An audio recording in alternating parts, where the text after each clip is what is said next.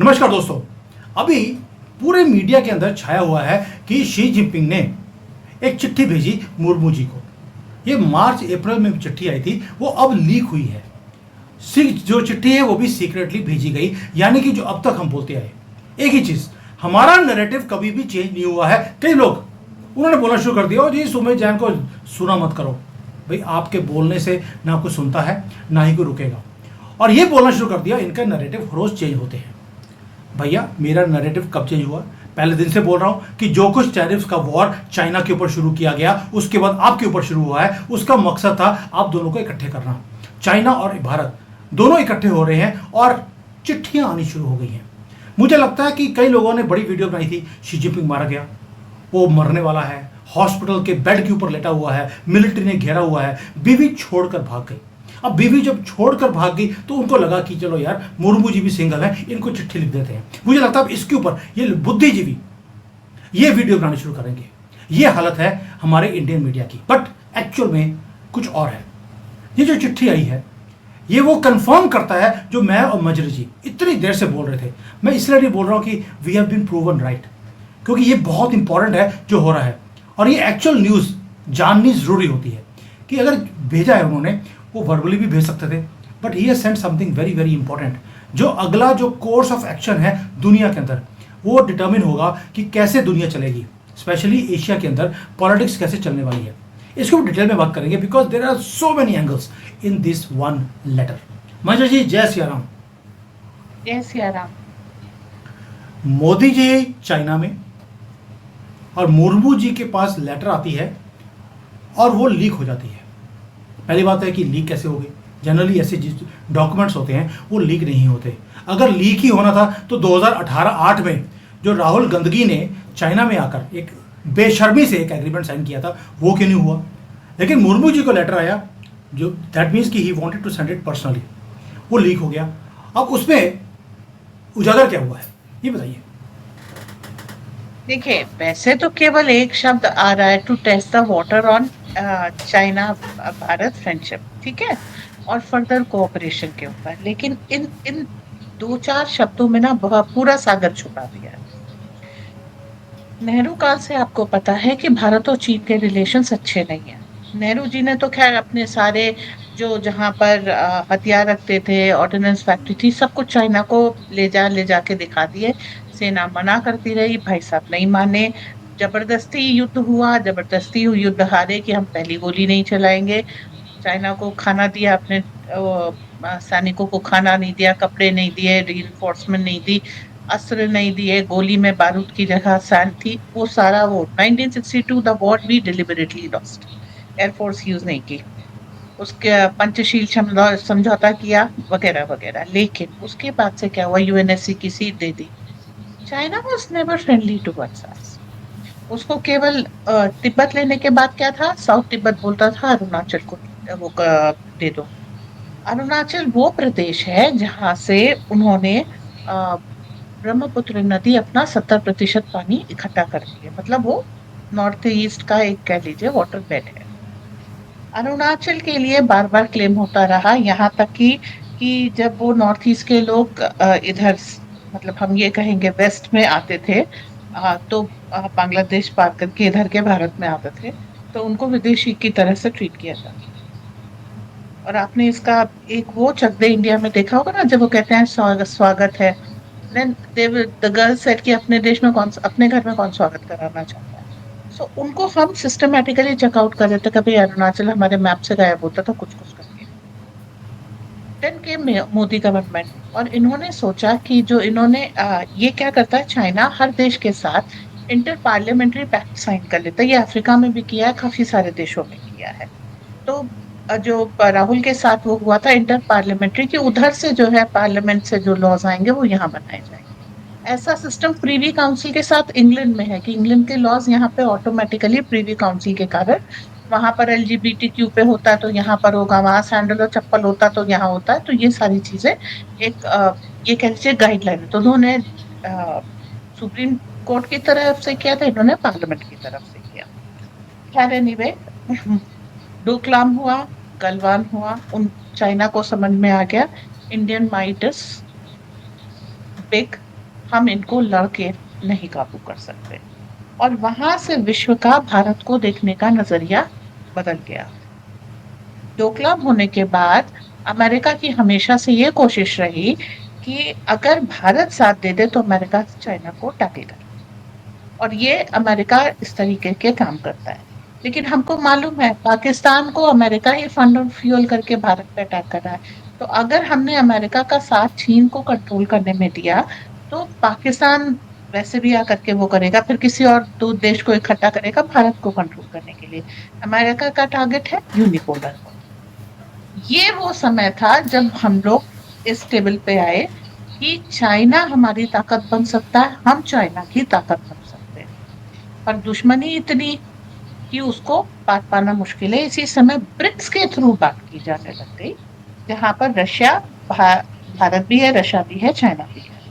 और वहां से आरबीसी बनने की हुई कि रशिया भारत चाइना का अगर अलायंस मिल जाए तो फिर इसको पुतिन पार नहीं पा सकता। और इसमें सबसे ज्यादा मुसीबत कौन थी? सबसे ज्यादा मुसीबत चाइना की मेंटालिटी थी, क्योंकि वो रशिया से व्लादिवोस्टॉक पे, मंगोलिया से बॉर्डर विवाद, भारत से बॉर्डर विवाद, तुर्कमेनिस्तान से बॉर्डर विवाद, सबसे इनका बॉर्डर डिस्प्यूट चलता रहता है। ये हैरस और एग्रेस करने की कोशिश करते रहते हैं। This is how China flexes muscle and power.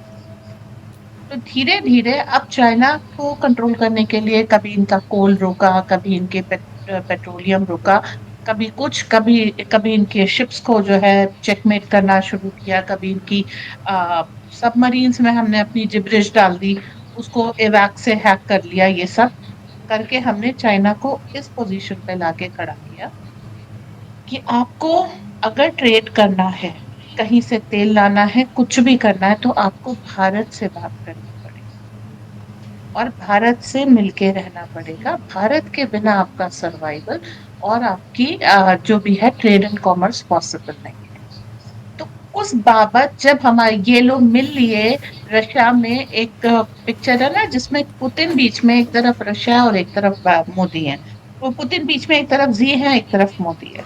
वो पिक्चर से पहले हम लोग आरबीसी की बात कर रहे थे, रेड ब्लड कॉर्पसल नहीं, Russia Bharat China.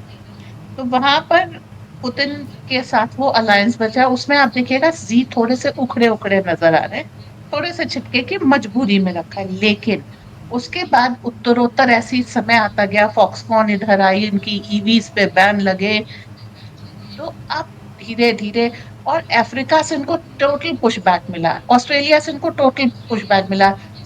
Raw material नहीं मिलेगा तो बनाओगे कैसे, और मार्केट नहीं मिलेगी तो वो जो बना पड़ा है उसका क्या करोगे। ये इस कंडीशन में हमने लेके आ गए हम चाइना को कि अब चाइना ने मार्च में जो चिट्ठी लिखी थी वो सामने आई है। और प्लीज, कुछ लीक होता नहीं, लीक किया जाता, मोदी गवर्नमेंट में डिलिबरेट लीकिंग होती है।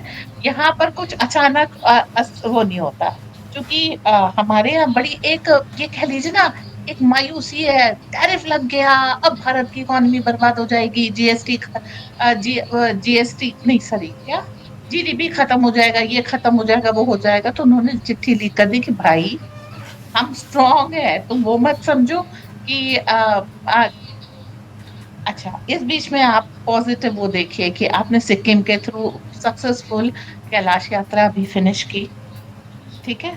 चाइना ने ऐसा नहीं समरसॉल्ट नहीं किया, पाकिस्तान को अपने सैटेलाइट्स की मदद दी, अपनी मिसाइल दी, JF-17 दिया, लेकिन हमने उनको टैकल कर लिया ना। तो अब ये हो गया कि तुम्हारा टेक्नोलॉजी हो, तुम्हारी वेपन हो, तुम्हारी फाइटिंग पावर हो, तुम्हारी ट्रेड पावर हो, तुम्हारी ग्रैब हो, जितनी भी रॉ मटेरियल है, ट्रेड रूट है, हम सब जगह तुमको चेकमेट चेकमेट करके लेके आएंगे। तब फाइनली वांगी भारत आया, तब फाइनली बात हुई कि अच्छा अब हम बॉर्डर डिस्प्यूट वो कर देंगे। अभी तक क्यों नहीं किया था? जब आप पूरी तरह से हर तरह से चाइना को कंटेन करके बैठ गए, तो अब वो कह रहे हैं हम बॉर्डर डिस्प्यूट सॉल्व कर देंगे। ठीक है भाई, आ रहे हैं एससीओ की मीट में। अच्छा, वहां पर रशिया भी आ रहा है, तो उसकी साइडलाइन में अभी मोदी जी पुतिन से फिर से मिलेंगे। तो ये जो आरबीसी कह लो या बीआरसी कह लो, इसकी मीटिंग एक बार फिर होगी, क्योंकि यही तीन है जिनके पास पॉपुलेशन है। चाइना की आर्मी भारत से नहीं जीत सकती, तो इसका मतलब नहीं अमेरिका से नहीं जीत सकती। अमेरिका की हिम्मत नहीं पड़ी है सीधे सीधे चाइना से भिड़ने। भारत मदद कर दो ना, भारत मदद कर दो ना चल रहा है। तो ठीक, तो रशिया रशिया की आर्मी से ये यूक्रेन में लोहा ले रहे हैं। 3 साल हो गए, जीत नहीं पाए। पूरा यूरोप, पूरा अमेरिका लगा, पूरी शक्ति झोंक दी। ठीक, तो रशिया से जीत नहीं पाए, भारत से लड़ने की सोच नहीं सकते, और चाइनीज से लड़ने की हिम्मत नहीं है। अब ये 3 पावर अगर इकट्ठा हो जाएंगी, जो हम लोग बहुत दिनों से कह रहे थे, लोग हमारा मजाक उड़ा रहे थे, तो फिर अमेरिका के हाथ से बाजी निकल जाएगी। अच्छा, इस बीच में भारत ने जो है वो वैक्सीन मैत्री से पूरी ग्लोबल अपनी डोमिनेंस शो कर दी। साउथ पोल बन गया है। पहले तो ग्लोबल साउथ का लीडर कहते थे, अब साउथ पोल, मतलब बिल्कुल मजबूती से है। तो अब अगर किसी को रिसोर्स चाहिए तो हमारे पास आइए, आपको कोई ट्रेड रूट चाहिए हमारे पास आइए, आपको कोई टेक्नोलॉजी चाहिए हमारे पास आइए। तो अब आपकी वो पोजीशन हो गई। अब आप लोगों के लॉस बदलवा रहे हैं, उनको ट्रिक बता रहे हैं कि वो यूनिपोलर वर्ल्ड से किस तरीके से बाहर आए। और अब आप देखिए कि कंट्री आफ्टर कंट्री आपको अवार्ड दे रही है, कंट्री लीडर्स आपके पैर छू रहे हैं। क्यों? आपने उनको बचा लिया, एज अ कम्युनिटी बचा लिया, आप उनके लिए देवतुल्य हो गए। तो ये देवतुल्य रूप स्वरूप अब मोदी जी चीन में धारण करने वाले हैं। तो कल मैंने आपको वीडियो भेजा था, उसको प्लीज पोस्ट कर दीजिएगा। चाइना की लड़कियां भरतनाट्यम अरंगेट्रम परफॉर्म कर रही हैं, वहां पर भारत के खाने पॉपुलर हो रहे हैं, और अब डायरेक्टली वहां पर भारत से खाना पीना जो कुछ भी उनको चाहिए, उन कॉमन पीपल को।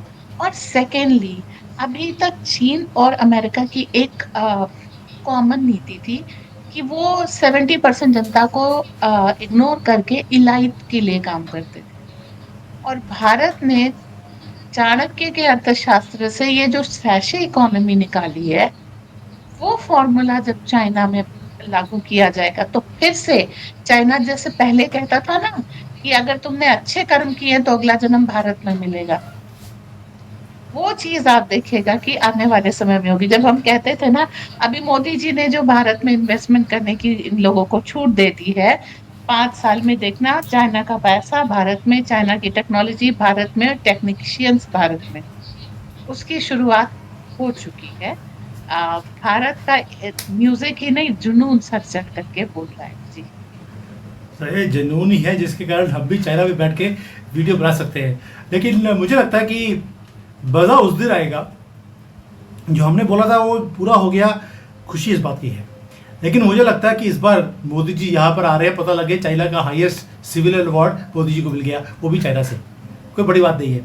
एंड एज फार एज आपने बोला कि यहाँ पर भरतनाट्यम एक चाइनीज लड़की ने वो किया है, उसकी वीडियो मुझे भेजी है आपने, मैं टेलीग्राम अकाउंट में डाल दूंगा, आप जाके देख सकते हैं।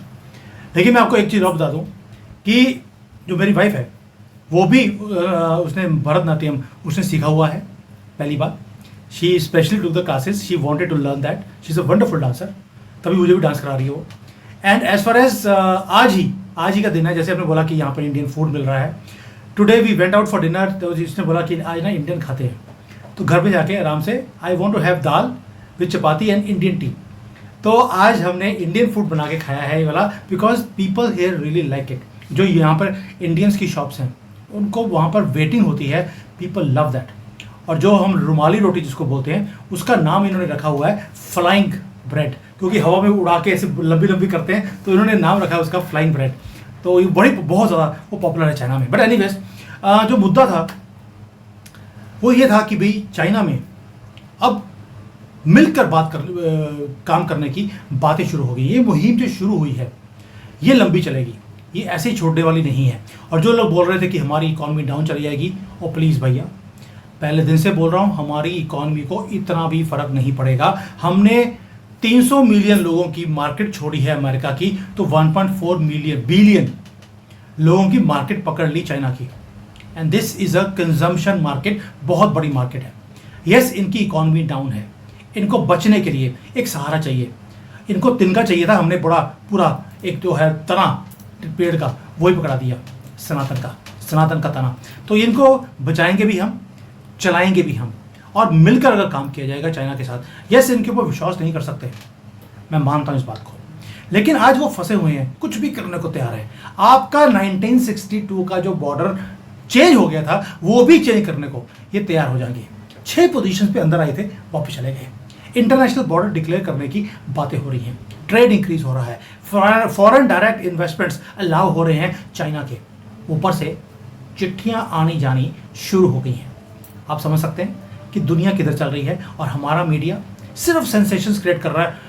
पता नहीं क्या हो गया, मोदी जी ने भट्ठा बैठा दिया सिर्फ इसलिए कि बिहार के इलेक्शन आ रहे हैं, भ्रमित करना है लोगों को और कुछ भी नहीं है।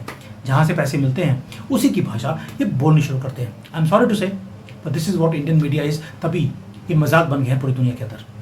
Manjula ji, thank you so much. Just wanted to have a very quick video.